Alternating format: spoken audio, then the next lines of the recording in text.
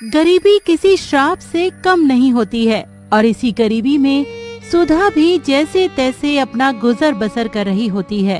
पति की मृत्यु के बाद अपना और अपनी 2 बेटियों का पेट पालने के लिए सुधा दिन रात कपड़े सिलने का काम किया करती है।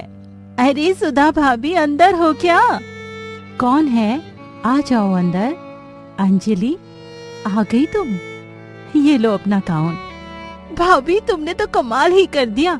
ये गाउन कितना सुंदर लग रहा है। जैसे मैंने कहा था बिल्कुल वैसा ही गाउन बनाया है आपने।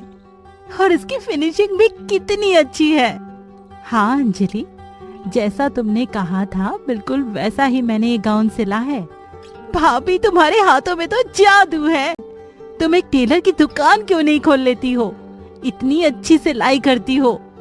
बहुत अच्छी चलेगी तुम्हारी दुकान और बहुत नाम हो जाएगा। अंजलि, रात दिन काम करके मैं बस उतना ही कमा पाती हूँ जितने से मैं अपनी बच्चियों का पेट पाल सकूं। दुकान खोलने के लिए मेरे पास अभी इतने पैसे नहीं हैं। चलो ठीक है भाभी, अब मैं चलती हूँ। मेरी बेटी इस गाउन को देखकर बहुत खुश हो जाएगी। अंजलि वहाँ से चली जाती है और सुधा की बेटियाँ सुधा से कहती हैं, माँ, ये कैसे कपड़े थे? मैंने ऐसे कपड़े पहले कभी नहीं देखे हैं। और ये अंजलि आंटी किसके लिए कपड़े सिलवा के लेके गई हैं? बेटा, उसे गाउन बोलते हैं और अंजलि ने अपनी बेटी के लिए उस गाउन को बनवाया है। उसकी बेटी का जन्मदिन आने वाला है। वो उस गाउन को अपने जन्मदिन पर पहनेगी। माँ, हमने तो अपने जन्मदिन पर ऐसे कपड़े कभी नहीं पहने। मुझे भी मेरे जन्मदिन पर ऐसा ही गाउन पहनना है। हाँ माँ, मुझे भी बिल्कुल ऐसा ही गाउन पहनना है दीदी के जन्मदिन पर। आप बनाओगी ना हमारे लिए? सुधा अपनी दोनों बच्चियों को ऐसी बातें करते हुए देख रही थी। माँ बोलो ना, क्या तुम हमारे लिए भी ऐसा गाउन बनाओगी ना? हाँ मेरी बच्ची, मैं तुम दोनों के लिए बिल्कुल वैसा ही गाउन बनाऊंगी। अगले दिन सुधा घर से बाजार गाउन का कपड़ा लेने के लिए जाती है। दुकान पर पहुंचकर, ये कपड़ा बहुत अच्छा है, इससे गाउन बहुत अच्छा बनेगा। भैया, ये कपड़ा कैसे दिया? बहन जी, ये कपड़ा 1000 रुपए मीटर है। 1000 रुपए? पर भैया, मेरे पास तो इतने पैसे नहीं हैं। थोड़ा ठीक ठाक दाम लगा लो ना। क्या पैसे नहीं है तो यहाँ क्या लेने आई हो? और मैं कोई भाजी तरकारी बेच रहा हूँ क्या जो दाम कम कर लूँ? यही दाम लगेगा, लेना है तो लो वरना जाओ यहाँ से। सुधा वहाँ से आगे जाने लगती है। थोड़ी दूर एक दुकान पर उसे एक गाउन टंगा हुआ दिखाई देता है। वो दुकानदार से पूछती है, अरे वाह, ये गाउन तो बहुत सुंदर है। भैया, ये गाउन दिखाना जरा, बहुत ही प्यारा है। कितने का है ये? पूरे 5000 रुपए का है। सुधा अपने हाथ में 200 रुपए देखती है और दुकानदार से कहती है, भैया, मेरे पास तो बस ये 200 रुपए ही है। क्या? बस 200 रुपया ही है? 200 रुपया में तुझे 5000 रुपए का गाउन चाहिए? एक काम कर, जाकर फुटपाथ से ही खरीद ले, वहीं मिलेगा तुझे तेरे लिए गाउन। दुकानदार की ऐसी बातें सुनकर सुधा की आंखों में आंसू आ जाते हैं और वो वहाँ से चली जाती है। चलते चलते वो एक बगीचे में जाकर बैठ जाती है और खुद से कहती है, हे भगवान, अब मैं क्या करूं? मेरी बेटी ने पहली बार मुझसे कुछ मांगा है और मैं अपनी बेटियों की एक छोटी सी ख्वाहिश भी पूरी नहीं कर सकती।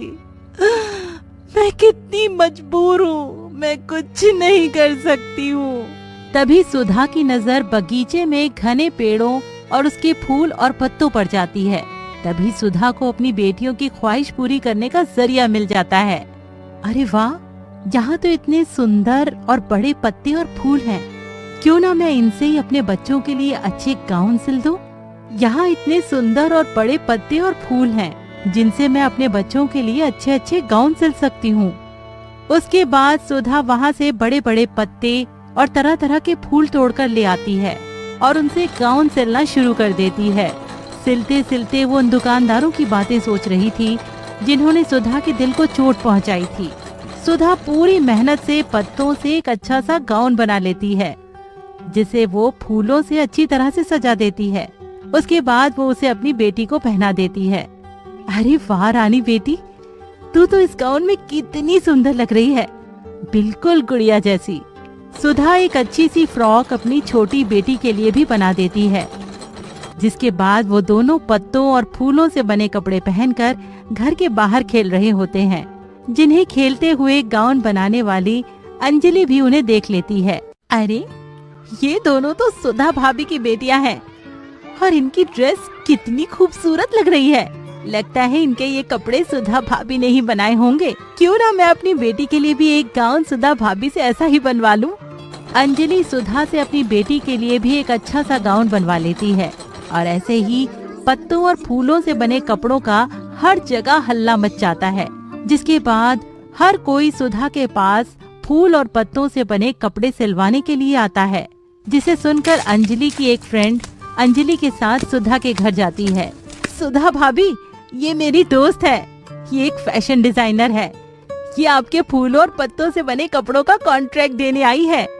हाँ सुधा जी, आपका काम बहुत अच्छा है। मार्केट में जैसे कपड़े आप सिलती हैं उसकी बहुत डिमांड है, इसलिए मैं आपके पास आई हूँ। ये लीजिए पूरे 5 लाख रुपए और आज से आप हमारे साथ ही काम करेंगी। आपका बहुत बहुत शुक्रिया पूजा जी। और अंजलि, तुम्हारा भी बहुत शुक्रिया।